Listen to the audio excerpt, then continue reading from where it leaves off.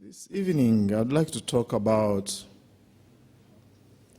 how to find peace in our mind. In other words, a joyful way of life. With the subtitle as Thought Management Techniques for Singaporeans who are inclined to business language. You can relate to that. If you're not inclined to the business language about techniques and management, you can just remember how to deal with our thoughts in a very skillful way. Skillful ways of dealing with our thoughts. The Buddha gave these ways of dealing with destructive mind, destructive thoughts, random thoughts, obsessive thoughts. It's amazing. That was 2,500 years ago, 2,600 years ago. Already the Buddha found out that actually thoughts can bring unhappiness. Thoughts can cause stress, and the same thoughts that can bring happiness. It's just only recent, a few years ago, there was a research that was done in the United States, and they wanted to find out what keeps people unhappy. They found out people have everything they need. They had cars, money, good family, and everything. But they were still unhappy. So they went out for research and found out number one cause of unhappiness. The research came out and they found out what caused people to be unhappy is thinking, overthinking, ruminating all the time, thinking. But I'm not surprised, actually, because thoughts is like the food of the mind, actually. What mind feeds on is thoughts. It's like you have to feed on food, isn't it? You have to feed on tofu, I don't know, Singaporean food. Today I ate good food, actually. So you feed good food for your good health. So if you eat random food, and you eat randomly without really paying attention to what you are eating and how you are eating it, what will happen? Indigestion. Or if you don't eat enough, that's also a problem. If you eat even more than enough, too much, again, a stomach problem. So I can relate to this very well. When you consider the food we eat, we always have to choose. Don't you choose the food you eat?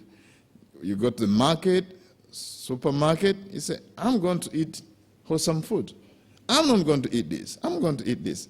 We do it to food, but I don't know why we don't do it to our thoughts. That's why I would like to talk about today this topic so that we can decide to choose what we are going to think. According to the Buddha, he said that if you actually practice according to his teaching, you can choose what to think about. Whether you are going to choose wholesome thoughts or unwholesome thoughts.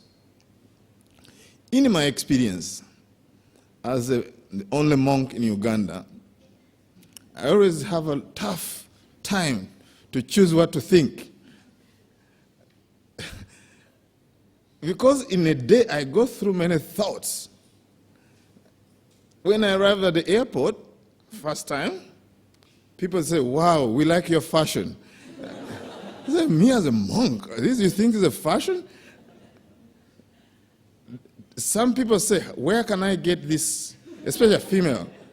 I say, you have to ordain as a monk and keep 227 precepts. Good luck.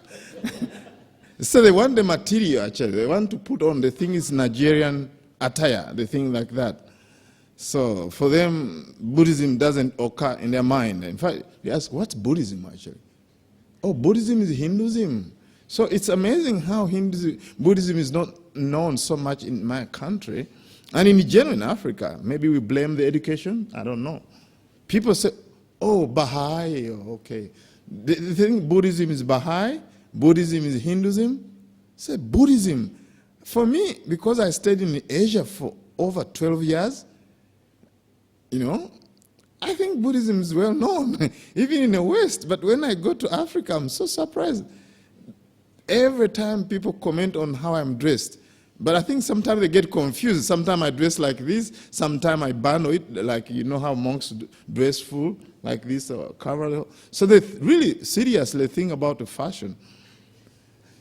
And then what is sometimes very uncomfortable for me is when I'm in a line going to the immigration, and then because I cannot see what's behind, usually even people are touching to feel the fabric. And when I touch, usually the female, I say, wow. People in Africa, I don't know if you've been to Africa, people are carefree. They don't care. They can just touch your clothes without any problem. In the West, it doesn't happen. When you're in America, nobody's going to approach and feel the fabric. But in Uganda, they feel it. Wow, this is really good. Where can I get it in Kampala? I said, no, you have to go to Asia and get one. Or you come to my monastery. But that arouses a lot of thoughts. Should I have aversion towards them? Should I have joy, thoughts of joy? So usually it's a thought of joy, because this is a little bit funny actually, that people want to get to really dress like this. So usually there are thoughts connected to joy. That's quite wonderful. But sometimes also when I pass the airport, go to Kampala, the capital city, I find people who are in like market, walking like nearby the market. People say, wow, don't talk to him. He's a Shaolin master. He's going to kick you. So, yes, they say, people try to talk to me, and then other people caution, no, they cannot. Those people are quiet all the time. They have to keep quiet all the time, and don't talk to them. He's going to kick you. Then, again, I have to think about this. Then a lot of thought arises around that. I say, wow, is that what people perceive me? Then I have to think about it. So should I be angry at them, or should I? Then I have to decide, what am I going to think, in what line of thinking.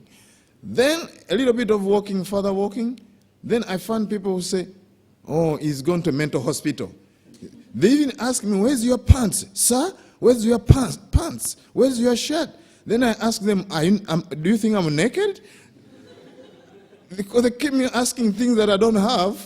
They ask, where is your shirt? Where's your pants? So in Uganda, I don't know about in Singapore, but in Uganda, when people are mentally deranged, actually they kind of bundle themselves in a bed sheets. I don't know where they get them, but every time, mostly when you find a mad person in Uganda, is usually they're really bundled in bed sheets. So they think like this, and sometimes they call me a Maasai, which is okay. I'm a Maasai. It's also a tribe. So I go through a whole range of thoughts in a day when I'm in Uganda. A whole range of thoughts. So now, I found out that the best way to deal with most of the people in Africa in general, because most of the time they have a misunderstanding about me as a monk. Even in my practice, they misunderstand it. Some people, I meet them, they ask me, what are you doing? I say, I'm practicing meditation. They say, medication. I say, meditation. They keep on saying the second time, medication, sorry. I wish you quick recovery. I say, no, I'm meditating. The third time, they don't understand it and say, no, sorry, I cannot come. I'll explain you when you come to the temple, because they don't know even what's meditation. So I have a good chance in Uganda to think of the best way to respond to people, the best way to digest these thoughts. Sometimes they're funny, humorous. Sometimes they can provoke anger, actually. But I found out the Buddha's teaching always helping me how to process these thoughts.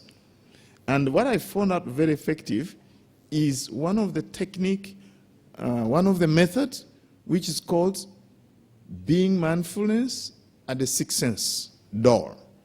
The first and number one technique or approach I use in Uganda to deal with the thoughts that arises with interacting with people is called mindfulness of six senses or restrain of six senses. So we human beings, we have six senses. We see, we smell, we taste, we touch, we can hear, and also we think. Actually, that's what goes on all the time. All the time, what is going on is seeing, hearing, tasting, smelling, touching, and thinking. So, the first time it occurred, it brought some kind of agitation. Then I said, why don't I use Buddha's teaching to help me overcome these thoughts that are anger provocative?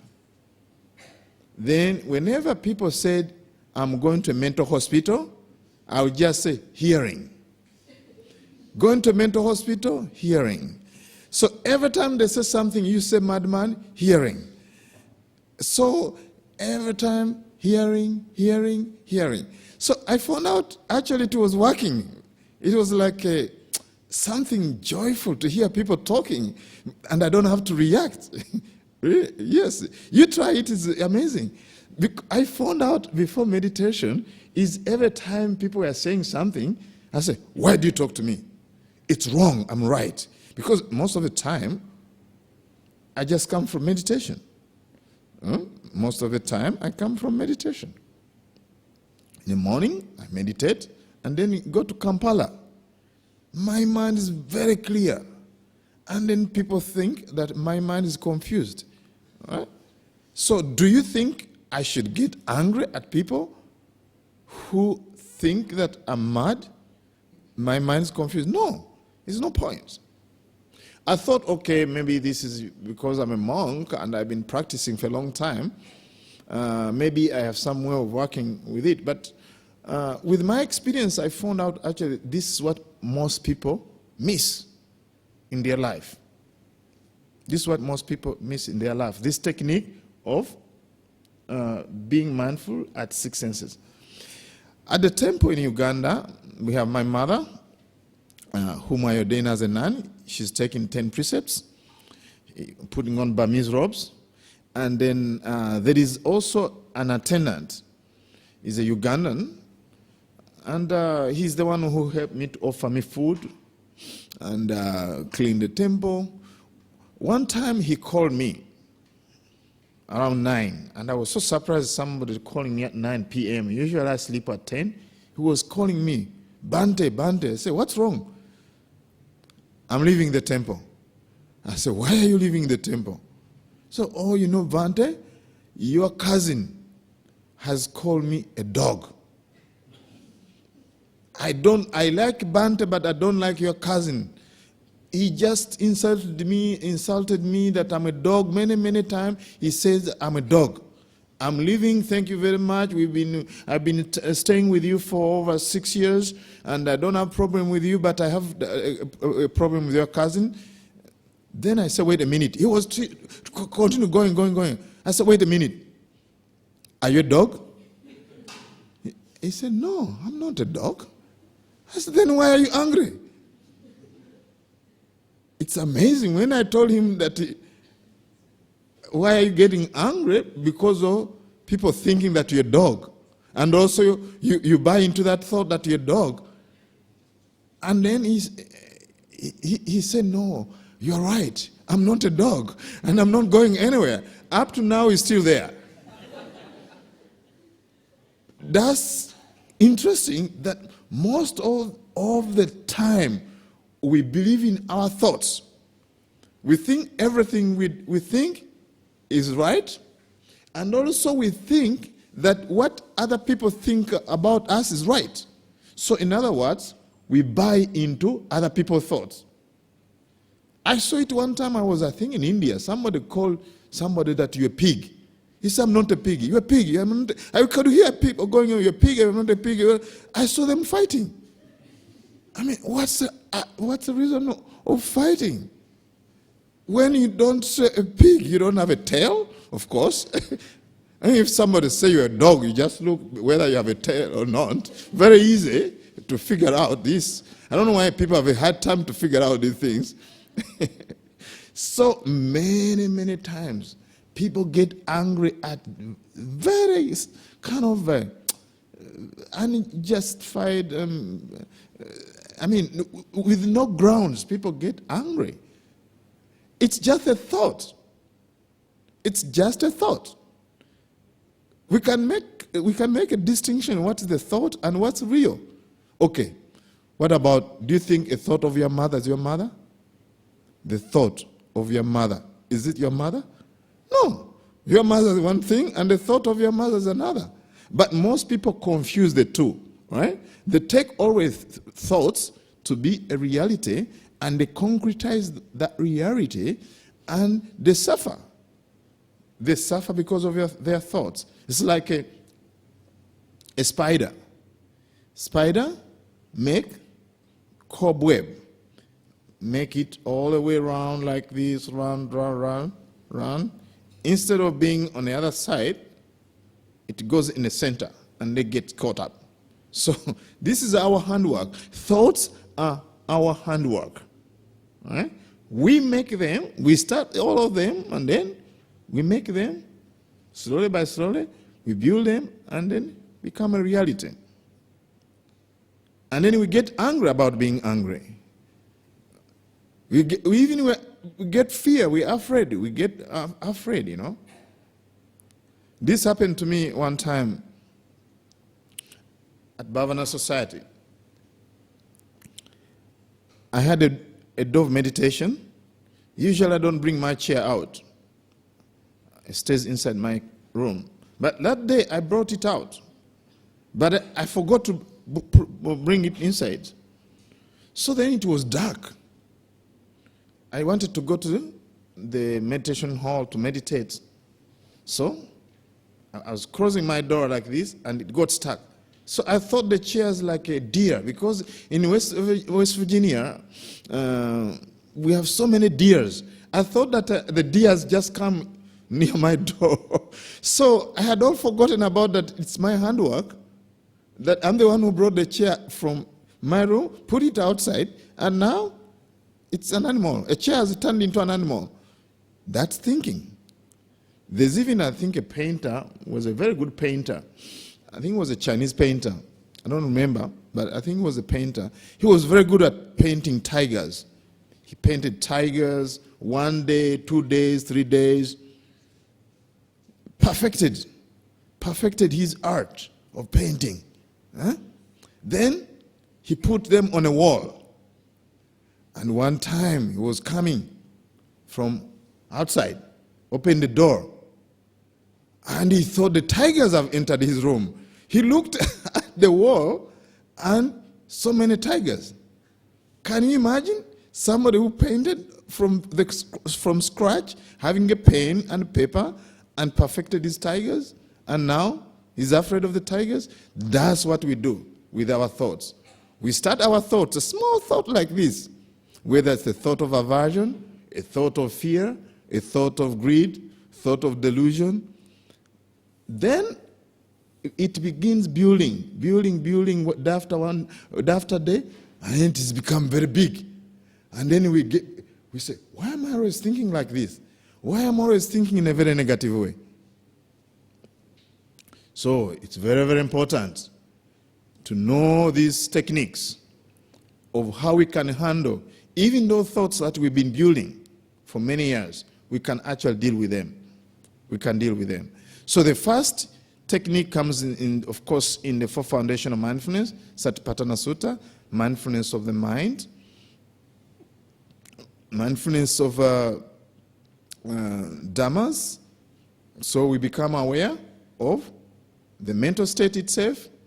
We can become aware first of the hearing process, seeing process. Once we do that, these thoughts that disturb us have no chance, because we are seeing clearly. We are not going to get angry because somebody said something, because it's just hearing. Hearing arises and hearing go. Actually, from that point, I found out that nobody has the capacity to make us angry. Nobody has the capacity to make you angry. We have the capacity to make ourselves angry. So, in other words, when somebody says something, we think about it. We have two options. We can react out of anger, out of greed, out of aversion, out of fear, and then we make it a problem. Or we can respond with understanding, with wisdom, with loving kindness, with compassion, and then we are free. So it's the same thoughts, it's the same object, right? We can either apply mindfulness, then we are free. Or we can be mindless, and then we get caught up in the thoughts. That's the whole difference. In other words, mindfulness makes a difference between being free or being in bondage. So the choice is us. It's a small menu. We can choose either to be free or to be caught up in thoughts. Now, first technique has a huge implication when it comes to either thoughts of aversion or desire. So if, let's say, you say something, let's say, for instance, I don't like you, Bhante. You say something like that. What will happen to me if I'm not mindful? I'm going to get angry 6 times. How? Because I have 6 senses, isn't it? So that means the first time you say it, it was thinking, right? Then now next time I see you, I'm going to get angry. Oh, that's the person who told me that he doesn't like me. Then by just seeing you, I start getting angry. Then thinking about you, I get angry. Then maybe when I'm just in the office there and then you're giving me pain, I touch you. Maybe I touch you. When you're giving me pain, I get angry by touching you. Then maybe some of you wear some kind of perfume, and then I just kind of click somebody who made me angry, or they have some kind of cologne, some kind of perfume. And then as soon as I smell that perfume, oh, that must be Mr. Lee coming, that must be Mr. Chai coming, because they say that to me, So then I get angry. Then sometime I don't even see you. Sometime maybe you're walking, and then I hear maybe saying something or conversing with somebody. And then as soon as I hear your sound, then I get angry. So can you see how we are multiplying our suffering, our unhappiness, by not being mindful? But if you say something and I become mindful of hearing, maybe there is a little bit of impulse that comes, okay, that I have some kind of aversion, but I can allow it to just happen only once by being mindful. If we miss that point and we are not mindful, we are preparing for living what we call a life full of suffering. Because every time we are going to think about the person who made us angry. Every time we are going to think, and the more we think, the more anger becomes strong. Right? The more you think, the more the thoughts become strong. Even the Buddha said, whatever you think, wherever you incline your mind, that's what you become. So you incline your mind towards unhappiness, towards anger, then you become an angry person. So first technique, I've spent more time talking about it because it can actually prevent. First, it can prevent you from thinking, thoughts related to anger, delusion, and attachment. Now, we go to the second technique. Because sometimes we might be very good meditators, we have sometimes managed to catch the thought of anger rises, but sometimes we miss it. Anger rises even when you're saying hearing, depends on how much mindfulness we have. If it's not enough, anger is going to sneak in, and then you're angry. What can we do? So the techniques we find in a discourse called Vitakka Santana Sutta. It's called Vitakka Santana Sutta, which is a discourse we find in Majjhima Nikaya about how to deal with destructive thoughts. It's very, very helpful. The first technique that is given there is called replacement. Replacement methods is a second method that is going to help you to deal with your thoughts. So here we divide thoughts into two categories, like the Buddha did. On one side, we put wholesome thoughts, which is related to generosity, loving kindness, and compassion, and wisdom. That's one side. On the other side, we put thoughts of what we call unwholesome thoughts, unskillful thoughts. We put them on one side, and those are thoughts related to aversion, anger, attachment, confusion, fear. We put them on one side. Exactly that's what the Buddha did before enlightenment. So we try to replace unwholesome thoughts with wholesome thoughts, right? That's called replacement method.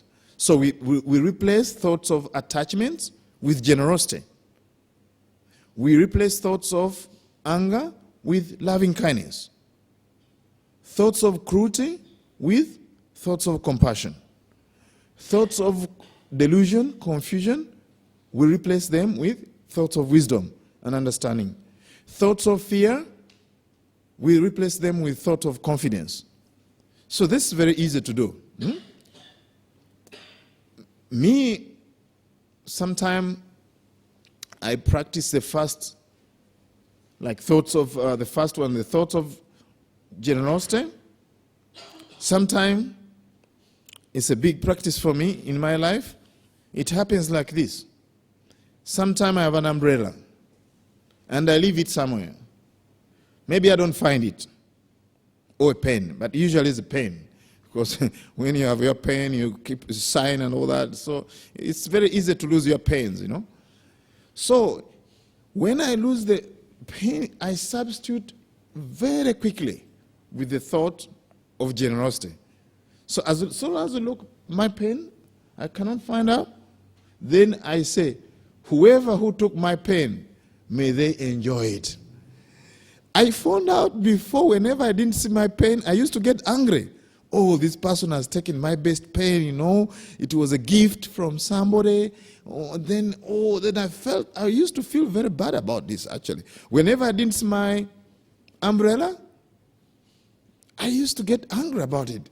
I used to even visualize somebody using it, enjoying it and all that, and feel very bad about it. But now, when I do something, oh, may that person enjoy. I don't know whether it's going to happen to you when your wallet, you don't see your wallet. and credit cards. For me, it works very well with simple things. Because, you see, if you get angry, anger is not going to help you to retrieve your wallet, isn't it? So you don't want to lose two things. You lose the wallet, and you lose your peace of mind, you know. I mean, try with your, I think it could work also for your case, you know. I found out it's useless. Once you don't see something and you become uptight and you become angry, I found out it is a double loss. So you better lose one thing, a wallet in your case. For me, umbrella or pen, and then you don't lose peace of mind. And then you live a joyful life.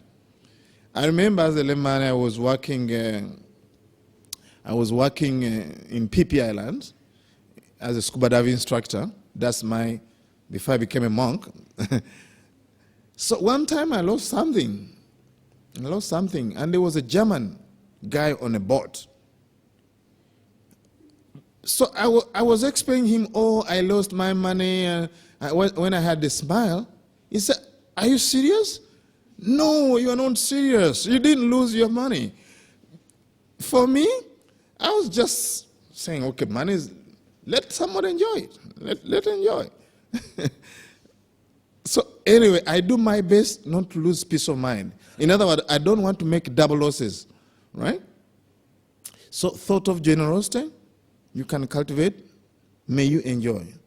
I've given you, okay? You let go, in other words, right? Thoughts of generosity. You can also replace thoughts of loving kindness with thought of anger. Next time somebody make you angry, you just say, may you be well, happy, and peaceful. Not that may you make me angry more. No. You just actually wish them to be happy and peaceful. Actually, when you look at it clearly, when you look at this clearly, when somebody make you angry, it's because they're suffering.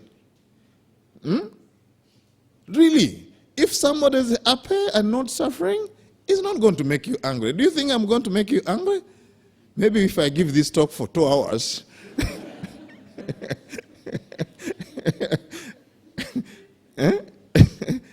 I'm happy, you know. In fact, even coming here, I had some meditation, like 35 minutes of meditation.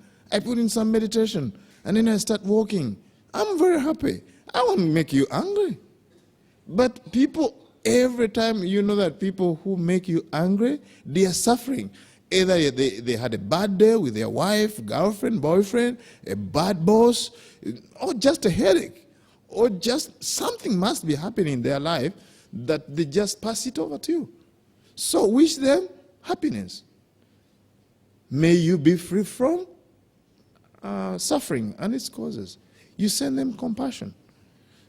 From a Buddhist point of view, actually, if somebody is really throwing a lot of anger at you, you treat them like a sick person. What do you do with sick people?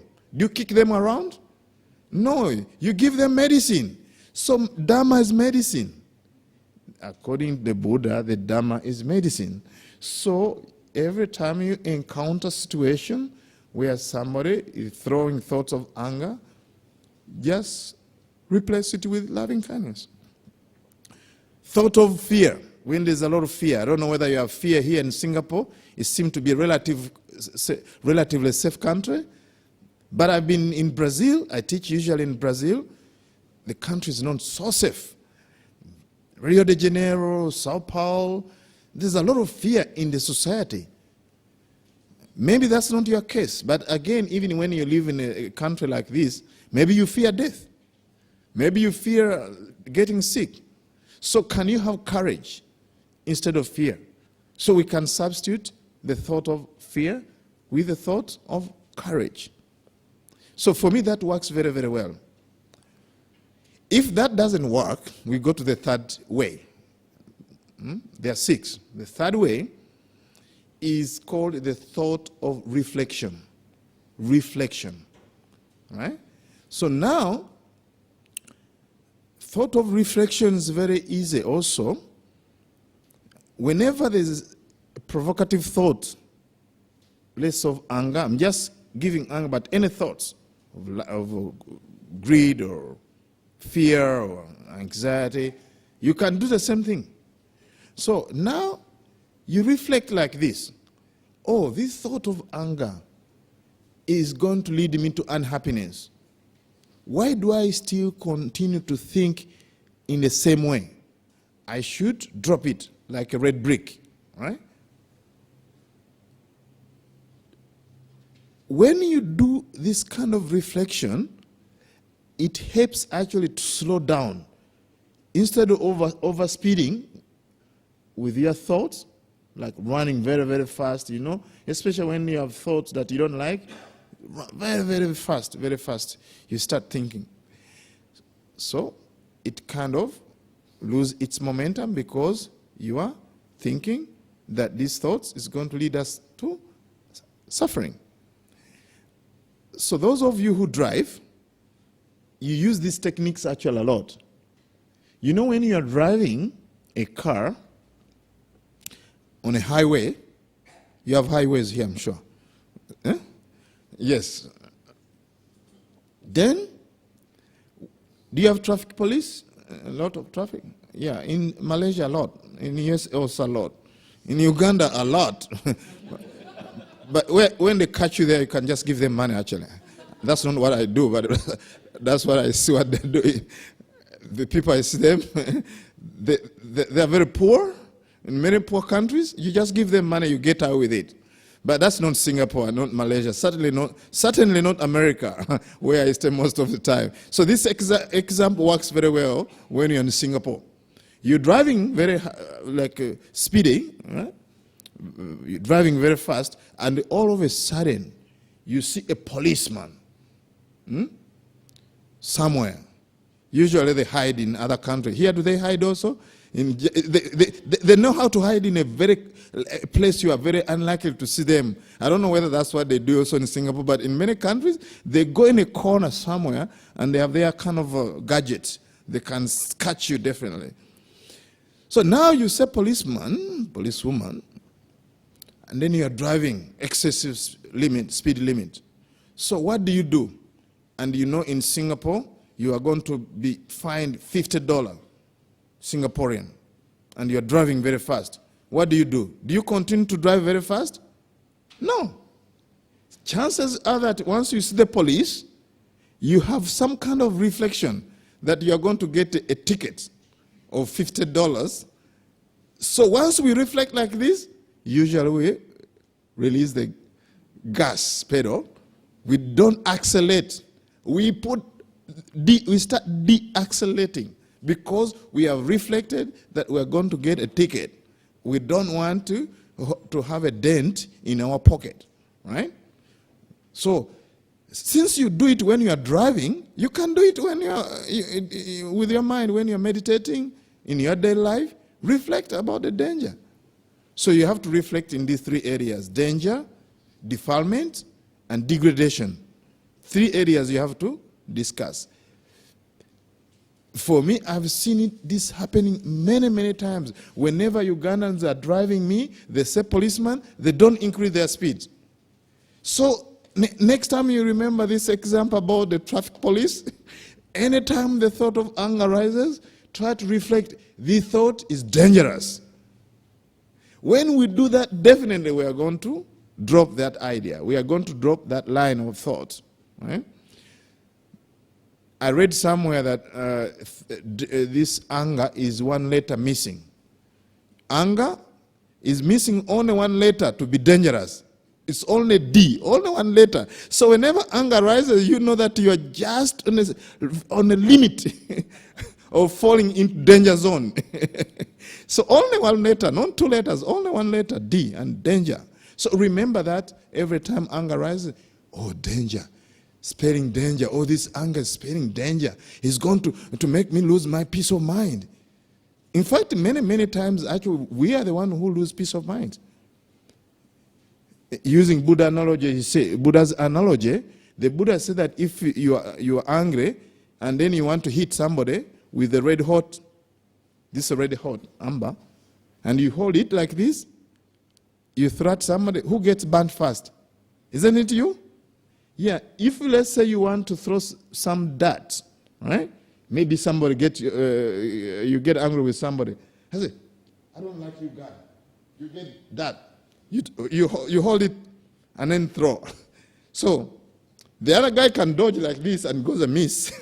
But you are the one who get dirty, isn't it? So many, many times we try to throw dirt at people, fooling ourselves that actually we don't suffer. We think that every time we throw this dirt to other people or throw anger to other people, we are safe. But actually we are not. We are both suffering. This is very, very important to remember. Reflect according to danger. Another reflection, D. Another D, you remember these three Ds: danger, defilement, and degradation. So second D is defilement. We reflect, oh, every time this thought arises, it's defiling my mind. In other words, every time a thought related to anger, delusion, fear, confusion, attachment, it's actually defiling your mind.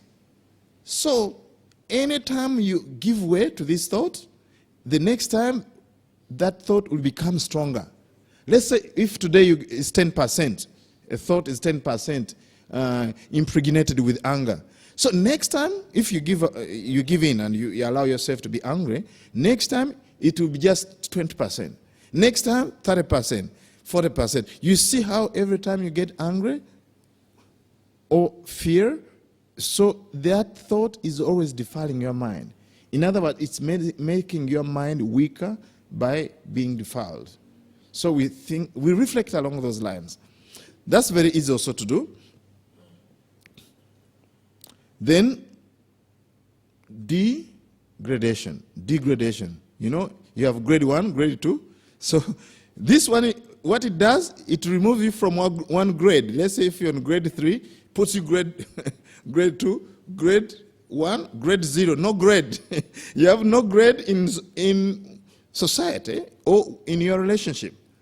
Let's say you have a family, and then you have children, and then you lose it.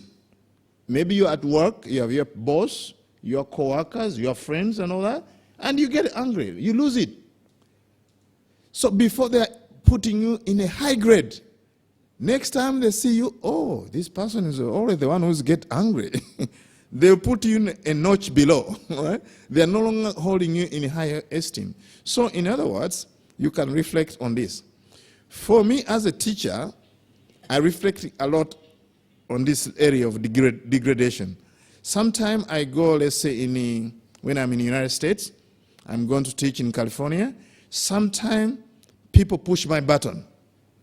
Not like in Uganda, but in America, there's a lot of checkpoints, especially at the airport after September 11.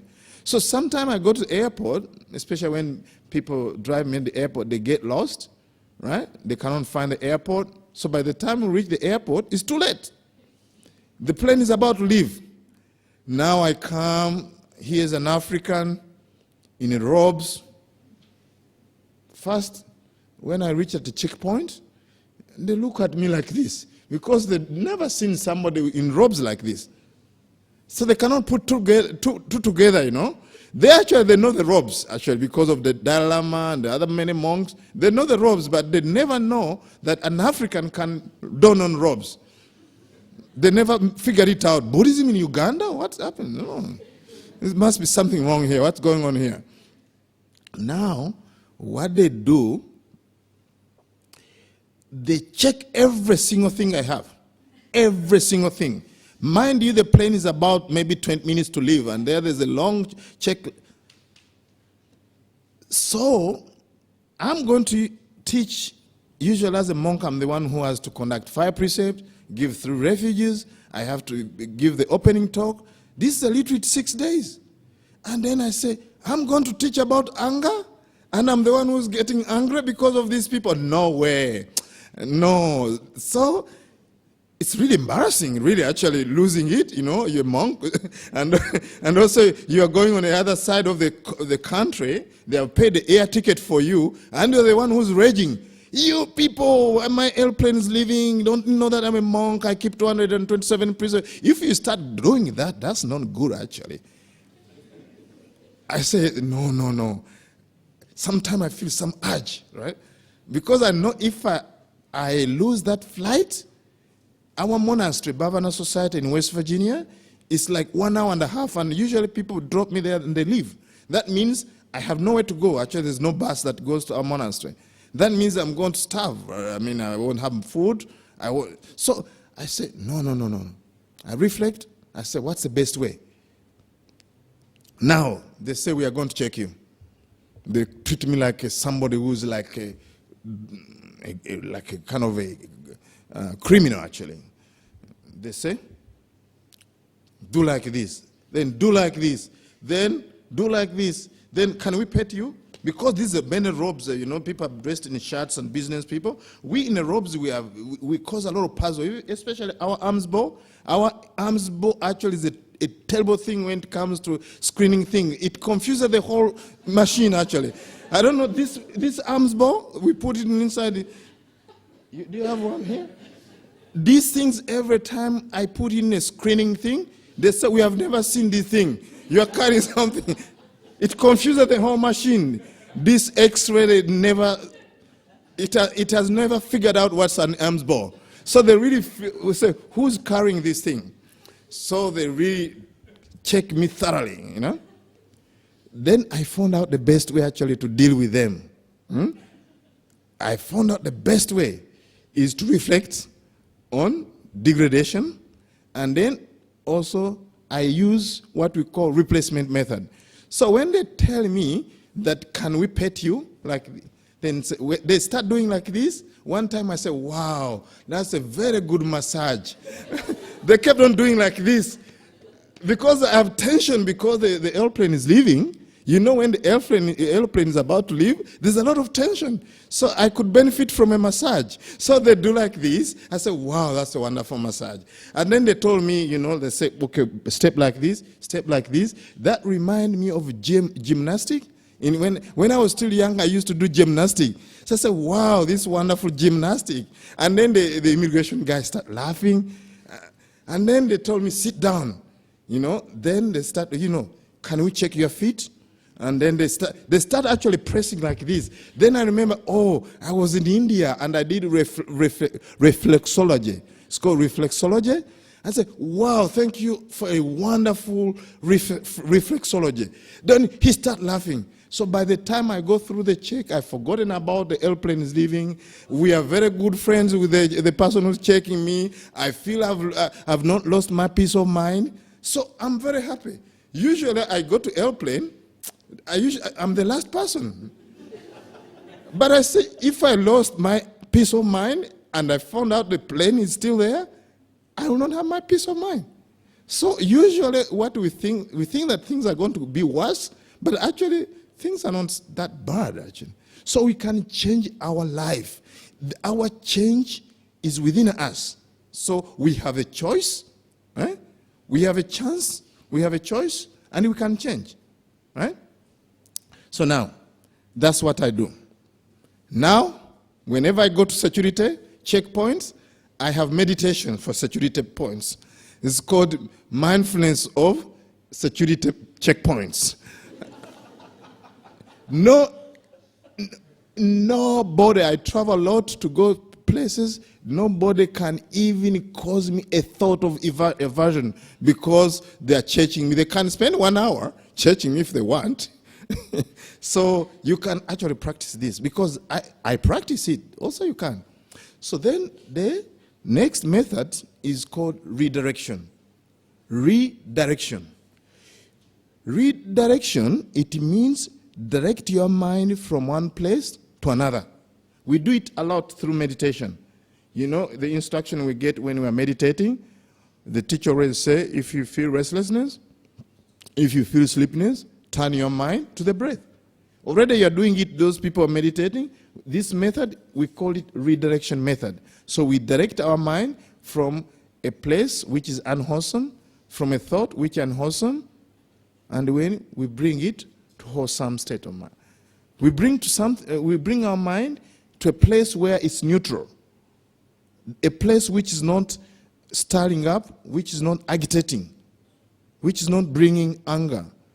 So let's say if anger arises, or aversion arises, desire arises, fear arises, we bring our mind to the breath, breathing in, breathing out.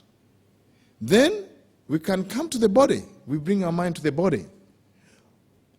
I remember when I was meditating in a forest in Thailand, and I wanted to see ghosts. Actually, in Africa.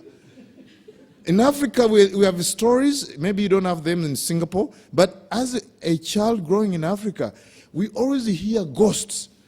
Then I tell people, have you ever seen a ghost? They say, no.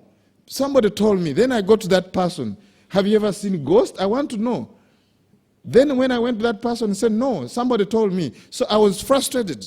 In my life, I was so frustrated. I want to have a first-hand experience.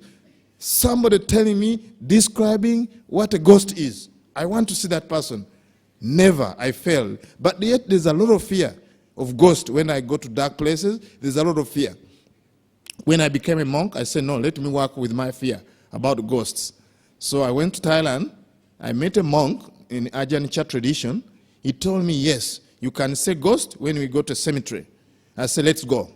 We went. He didn't speak good English, actually. Then we made a schedule where he has to pick me.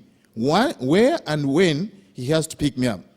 So then I went there, sat down in the middle of the forest, and then all of a sudden I remembered the stories of all monks being attacked by tigers, but the tigers could not manage to attack them. So I could see ghosts coming and all that. So what I did is to redirect my mind to the Buddha. Itipiso Bhagava Araham Samma Sambuddho Vijacharana Sampano. It's amazing how all fear evaporated about ghosts. The only thing I was afraid is to get dengue, actually, because I was coming from Africa and I sensed that I have malaria, and all of the time these mosquitoes were biting me, actually. They are eating me alive. So I said, mixing malaria with dengue, that mixture might not be a good idea. But it works. Reflection. Another thing I reflected, I said, come on, if the ghost come and eats me, I've done good things in my life. I've introduced Buddhism in Uganda. All these 2,600 years, there's no Buddhism. I introduced it to Uganda. If I'm dying, if the ghost eats me, that will be good. I've done good thing. Then another thing I reflected, turning my mind to my mother. Oh, my mother's now in Uganda. She's a nun. Before she was a nun, she didn't know about Buddhism. Now she's enjoying Buddhism. No problem. So the fear of tigers went out of the window. The fear of ghosts went. And I remember I was doing working meditation. Branches were breaking, but there was no fear. And then the monk was coming with the flashlight.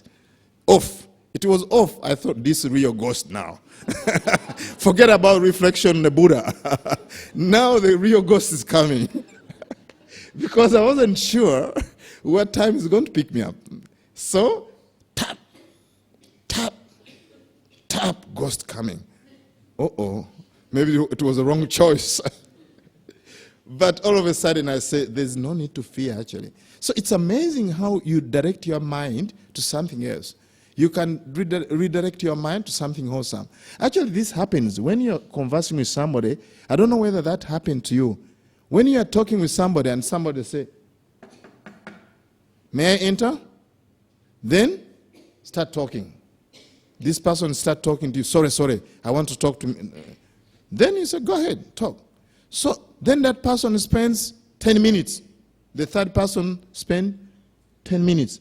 So have you ever experienced that when that person goes, you start to go back to your original conversation with that person? You start finding, oh, what were we talking about? We're talking about how to overcome thoughts, or what we're talking about. There's always a loss of momentum in your storyline. Is that your experience? When you're talking with somebody and somebody kind of interjects you, sorry, I want to talk to you, I'm going, no, please, sorry. Then after 10 minutes, even 5 minutes, you try to go back and say, by the way, what were you talking about? You sometimes catch the storyline, but it's not the same momentum as when you're not interrupted. In other words, we can learn how to interrupt the thought process of anger. That's the whole idea. You can, in a large picture, when you have thoughts which are raging, you can go to the park and have a walking, maybe a short walk. Yeah? You can have a short walk. And then when you come back, you feel fresh, So then that's in a large picture, you can do that. So that's another technique that works. The fifth technique that works very, very well is called retracing. That's the fifth technique, is retracing. While reflection was forward-looking, this retracing is backward-looking. You look back. You look back and really question yourself, what are the springboards of my thoughts? There might be some kind of springboards, some kind of roots of these thoughts. I'm the one who's getting angry all the time. I'm the one who has fear all the time. I'm the one who has anxiety all the time. I'm the one who's having all these things. There must be something behind all this. In other words, you're trying to find out the bath. You find out the nourishing roots. What's this cause? Let us take, for instance, fear. When you have fear, a thought of fear, I told you the thought is one thing, and the reality is another. Usually we get caught up in mix. So then fear arises. So then you ask yourself, why am I always afraid? You'll find out behind that fear is maybe attachment. First, actually, what you're going to find out is anger.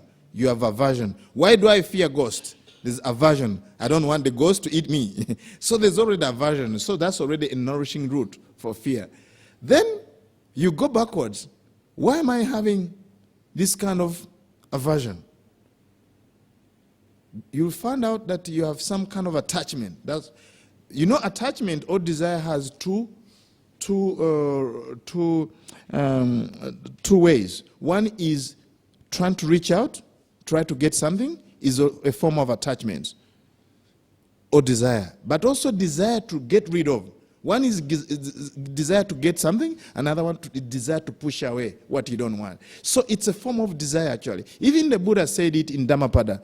The Buddha said in the Dhammapada, from craving arises fear, from passion arises fear. Where there is no craving, where is fear? Where there is no passion, where is fear? That's Dhammapada. You can find it. So, in other words, you can trace the psychological root of your experience. What's going on in your experience? Once you do that, the thought will lose momentum, because now you can say, oh, that's why this is happening. So then you can ask yourself, why are you having this craving? Maybe because of ignorance. Maybe you are ignoring something. That's where there's this kind of craving.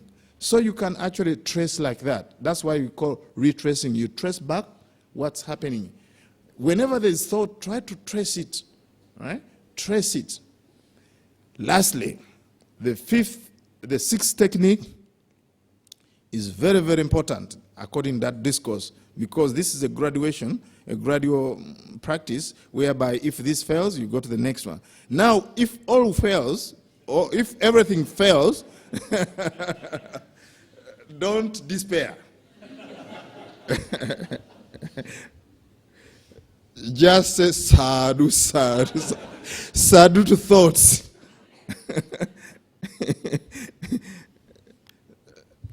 Sadhu means well done, well done. Thoughts, you have power, well done, but I am more strong, right?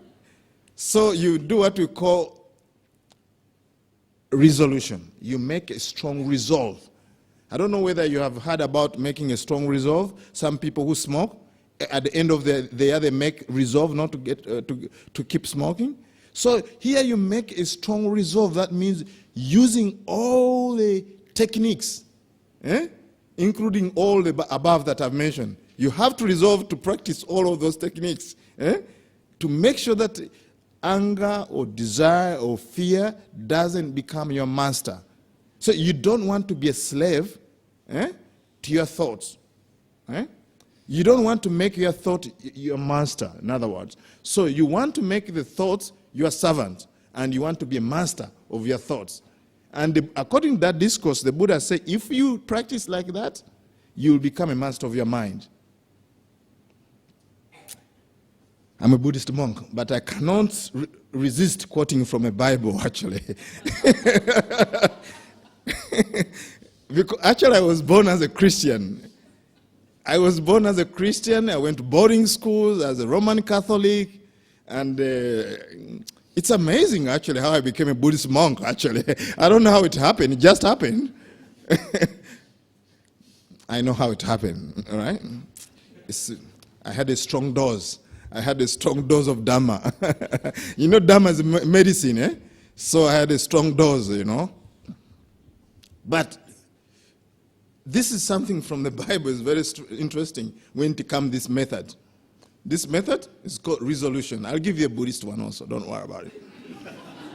This from Ephesians. Ephesians, E-P-H-E-S-I-A-N-S. Ephesians. Number 4, 25 to 27.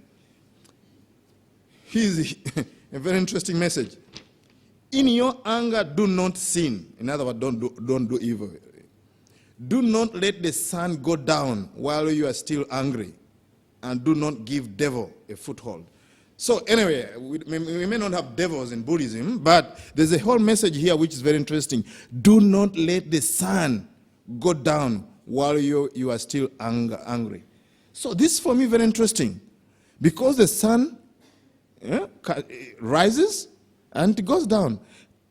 Can we make that resolution that, okay, I have had a bad day because of so and so, as you always will blame others. Actually, we are very good at doing that. It's called blame game. Always our anger. We are peaceful people. Eh? We have no anger. Always other people around us and invades, they make us angry. Well, that's a good way. Actually, that's a good recipe for having more anger. If that's what you are thinking, that you are clean as snow, and all other people are not clean, they are the one who are throwing anger to you, then of course you are going to always to be angry, because you think that this thing, you are not part of the game, right? So now, can we make determination? Well, let's say if you are angry at 7 after sunrise, can we really make that determination? Okay, as soon as I see sun going down, anger is so going down. So by this, actually, what's very interesting, if you have seen sunrise and sunset, it's amazing when you watch the sun, it goes like this, all of a sudden, poof, you don't see it. So if we are the person who's saying that I've been angry for years, 10 years, I've been angry which is actually not true. You cannot be angry for the whole year. You cannot even be angry for 1 hour, actually. Because anger is a mental state. It's a thought. It's just rising and it's passing away. It's changing all the time. But because we don't have enough mindfulness to pick the flow, to see that actually it's just rising and passing away, so then we start to say, I've been angry for 1 hour, I've been angry for 5 days, for 1 year, 10 years, entire life. That's what we convince ourselves. That, I've been angry because of so and so.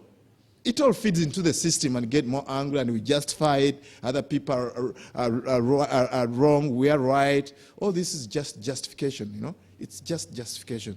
But in this one, this last technique, we can make a resolution completely and say, by the time the sun goes, also anger will go. That means as soon as the sun disappears, start getting dark, you are full of loving kindness.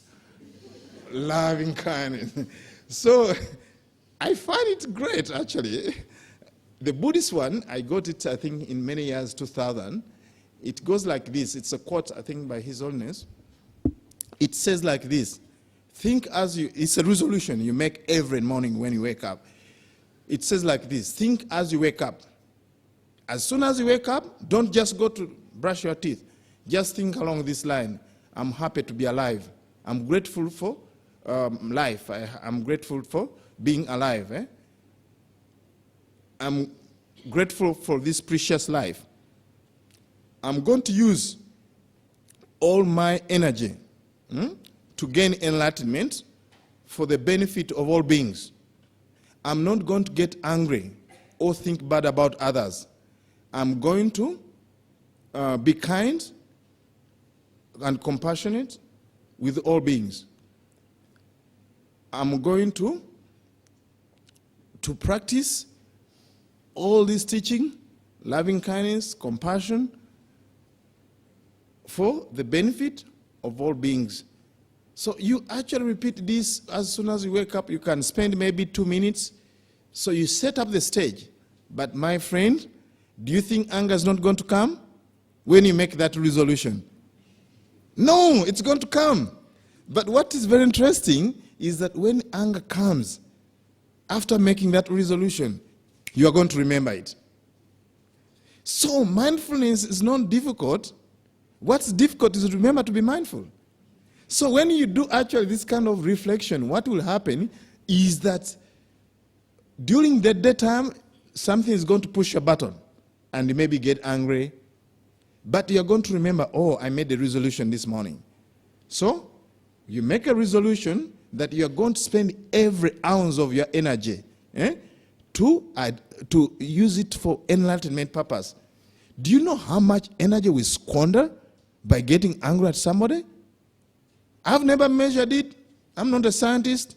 But I know for myself, just only one thought of anger, any thought actually, any unwholesome thought, it actually dazzles our energy. So like at the end of the day, it's like you have a flat tire. I call it flat tire syndrome. You know, flat tire syndrome is when actually you spend a day, everything's going wrong. You know, I don't know about you. Things can go wrong, you know. Your tire get a puncture, you run out of fuel on the highway, and then you go, your teenager hasn't done homework, and then I don't know what you go through in your life in Singapore, but I know life is not easy. There's always something irritating. So now, by the time you go home, it's really, really, really very bogging. You're very tired. So you don't have energy. But can we actually have moment-to-moment reflection? Okay? I'm not going to get angry. I'm going to use all my energy to help others as much as I can. I'm going to use all my energy to practice mindfulness, to attain enlightenment, and I'm going to use all my energy to benefit all beings as much as I can. That's the Buddhist reflection that we can do. Friends, these are the 6 points I've mentioned today.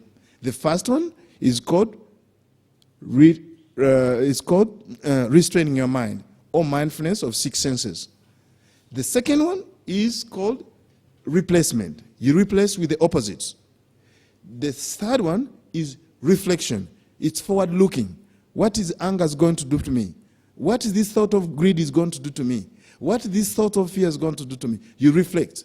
It's going to bring me danger, defilement, and all that. Then the fourth one, the third one, the third one is reflection. The fourth one is called redirection. You direct your mind to where it's to an area which is neutral, maybe the body, the breath. Then the fifth one is retracing. You trace backwards. What's the nourishing roots? And then finally is the resolution. You make a strong resolve. Make a realistic resolve. Make it so, okay, after 1 hour, I'm going to overcome anger. After 1 minute, I'm going to overcome anger. Don't make the whole day. And get the one I've quoted is from the Bible. I think don't wait the sun. It's too much. I'm going to modify this. Reduce it to a breath. Breath. Let the next breath not be, I'm not going to get angry until, let me get angry and this breath. The next breath, in breath, I'm not going to be angry. Maybe the out breath. So that's very realistic, I think, because if you wait for the whole day and wait the sun, I mean, it might really blow in your head, you know. So boil it to the breath. So the next breath, I won't have anger. I think that's the best way. Friends, thank you very much for listening. And may you be able to cultivate joyful life and learn how to eat good food, wholesome food. So what I'm offering you is to have what we call healthy food, wholesome food. Thank you very much for listening. Sadhu, sadhu, sadhu. Can I open the floor for some questions? Yes. Okay. So maybe we can have about 2 questions for Bhante. Yeah, please don't ask Bhante why he ordained. This will be the Sunday talk. Yeah, so do you have any question from the floor? Very good. No question. They all learn very fast. No question? I'll ask you. If you don't have question, I'll ask you. According to the law of karma, if you don't ask, you become unwise. That's the karma of not asking questions. So I better ask you my question. My question is, why don't you have questions? You have to answer that. You see, when you don't have questions, there are two things happening. Either you didn't understand, or you understood everything. So that's the only way. Processing. We're all processing. Yeah. You can chew on this, how to actually process your mind, and you become a master of your mind, right? So anyway, give them one last call. Okay. One last call. Sure. Yeah. Last call. Do you have any thought? Any comments or any question that you all have, or anything to share that you all have used the techniques that Bhante said? 3, 2, 1. Bhante, no questions. Okay. So that means you have understood everything. Yeah. Let us talk that. So let me think. Let me have this wholesome thought that at least you have understood these 6 techniques and you are going to use them and you become a master of your mind. Because whether you like or not, you are going to have thoughts. Maybe you don't have thoughts. Do you have thoughts? Maybe you are thinking about having thoughts. That's why you don't have questions. But let me think in this way, that actually you have understood this talk, and that makes me happy, and I have wholesome thoughts, and may be well up and peaceful. Oh, yeah, we have one one. question. Wow, okay. Oh, okay. Okay, very good.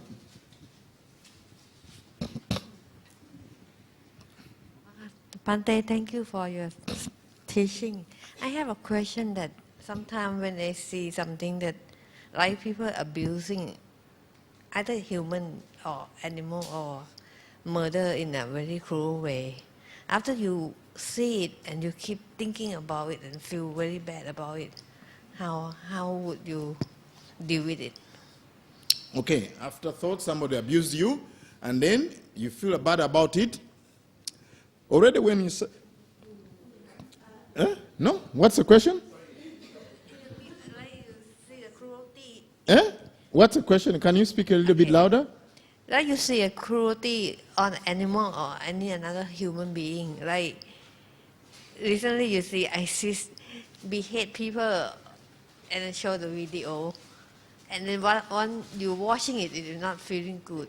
Yes. And sometimes the picture is stick with you and you feel awful. How you going to deal with this? This is a very good question. Is that when you are watching a movie or whatever, you see human being being cruel to animals and to each other and all that, and you feel, and then how to deal with that bad feeling? So this is very interesting from a point of meditation. I was even saying this during my day-long retreat now. What happens in our life, we call it content of our life. The content of our life is not as important from a meditation point of view as how we relate to what's happening. How we relate to what's happening is very, very important. Because life, since we ever started, since the dawn of history, there's been some cruelty in one form or fashion. Buddha never wiped it out. Muhammad never did.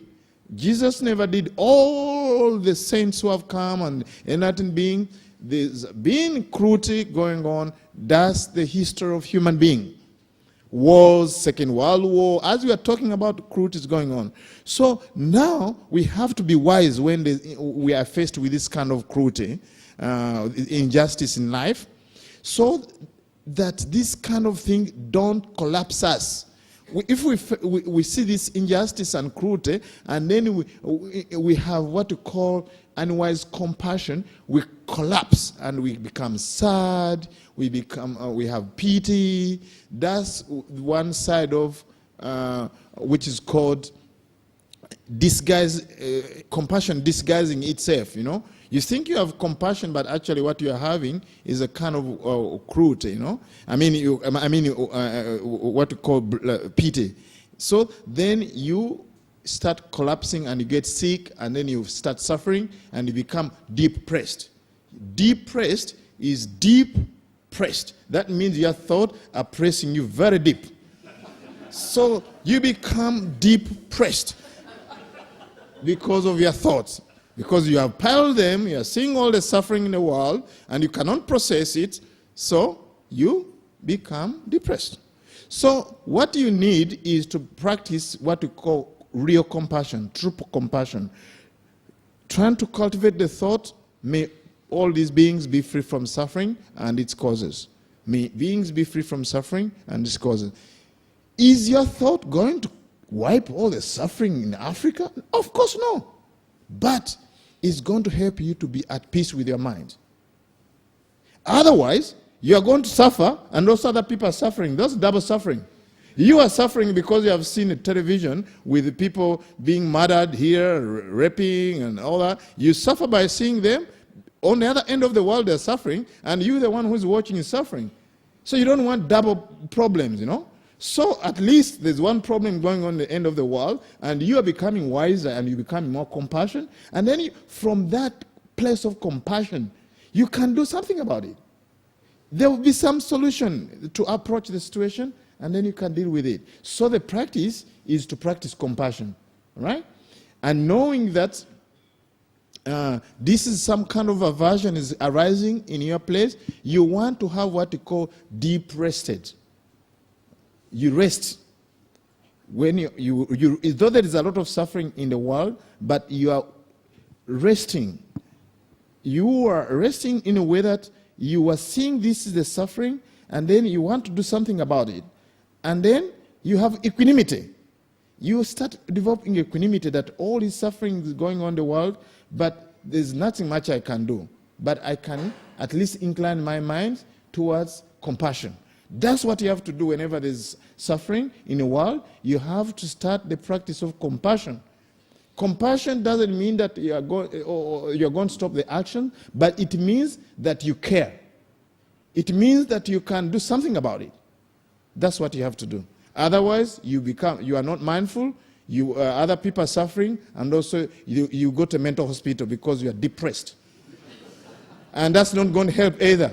Because when you're depressed in Singapore and then Africans are suffering, so that's a double problem already. So does that help? Thank you very much. That's the last question, I think. That's the last question, Bhante. Thank you, Bhante, for the Q&A and for the very inspiring Dhamma talk. Can I request you to lead us in the